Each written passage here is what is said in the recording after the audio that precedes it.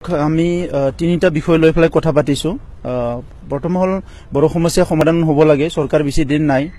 Second হল প্ৰস্তাৱিত বড়োলেণ্ড এলেকাৰ বাহিৰৰ বড়োসকলৰ ৰাজনৈতিক আৰু ভূমিৰ অধিকাৰ সেইটো সুনিশ্চিত হ'ব লাগে। আৰু ৩ নম্বৰটো হৈছে কাৰ্বি আংলঙৰ যিটো কেবিনেট পাছ হোৱা বুলি কৈছে এইটো অতি শীঘ্ৰে ST হিলছৰ যিটো ইস্যু এইটো সমাধান কৰিব লাগে।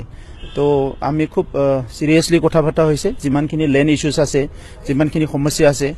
তো ইয়াৰ পিছত তেখেতসকলৰ পৰা ৰেছপন্ড কৰিছে যে উইদিন ডিচেম্বৰ তেখেতসকলে হোম মিনিষ্ট্ৰীয়ে হোম মিনিষ্টাৰ ডাঙৰীয়াই কৈছে যে ষ্টেট গভৰ্ণমেণ্টৰ লগত ইমিডিয়েটলি কথা পাতিব এই গোটেই মুদ্দাটো লৈ পেলাই, আৰু ইয়াৰ পিছত তেখেতসকলে আমাৰ লগত সোনকালে বহিব।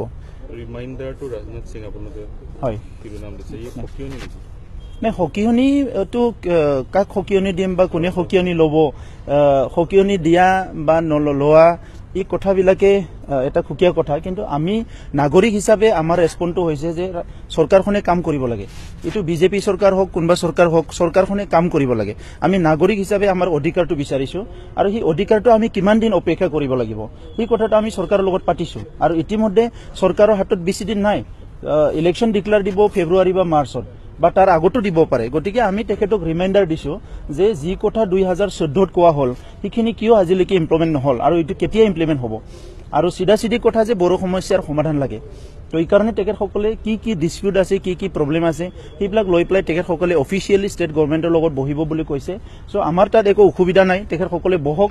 তেখেতসকলৰ নিজৰে চৰকাৰ আছে, নিজৰে পাৰ্টিৰ চৰকাৰ আছে, তেখেতসকলে বহক আৰু আমাক সমস্যাৰ সমাধান লাগে এই কথাটো আমি তেখেতসকলৰ আগত স্পষ্ট দাঙি ধৰিছো। নিৰ্বাচনৰ আগে আগে সমস্যাৰ সমাধানৰ আমি বিচাৰিছো যে নিৰ্বাচনৰ আগে আগে সমস্যা সমাধান হ'ব লাগে, সেইটো আমি বিচাৰিছো।